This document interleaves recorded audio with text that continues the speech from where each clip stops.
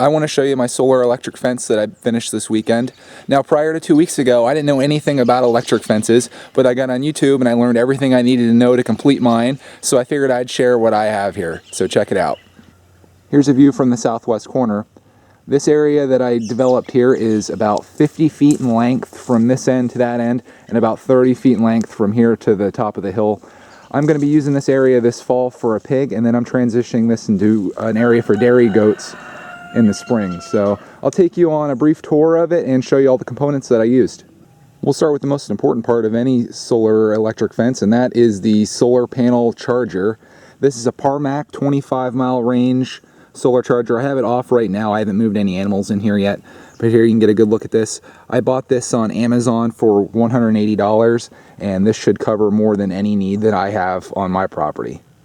To ground the charger, I have a 14 gauge galvanized steel line going from the charger to my grounding rod. I actually purchased an 8-foot grounding rod, but after driving into the ground about 56 inches, I hit a good rock, so there's 40 inches above the ground, but it's still grounded out since I did such a small area. I'm debating whether I should cut that off. The charger itself is hooked to the fence via this line, and that runs into my top line, and all these are connected, as you can see here, and that powers the entire fence.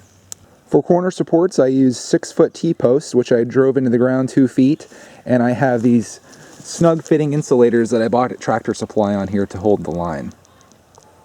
The wire itself is 14 gauge galvanized steel wire. I bought this at Tractor Supply. A quarter mile of it was $28, and I still have the majority of it left. For posts, I'm using these Sunguard fiberglass posts. These are 40 inches tall, and what makes them really great is they're inexpensive, and you just push them into the ground with your foot. I'm running 3 lines on these right now, but I could add a 4th onto the top here, which I'll probably do for goats.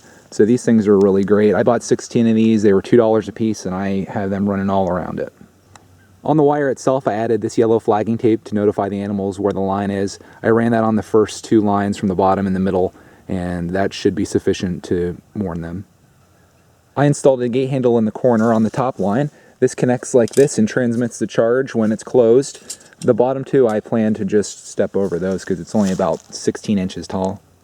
And that's my solar electric fence setup. If you have any questions about any of the components that I talked about, feel free to ask. I think this fence is going to serve me well. It probably cost me about $300 for my best estimate, but the majority of that was in the charger itself, and I plan to get a lot of use out of that charger. So thanks for watching, and there'll be more videos soon. And thank my rooster.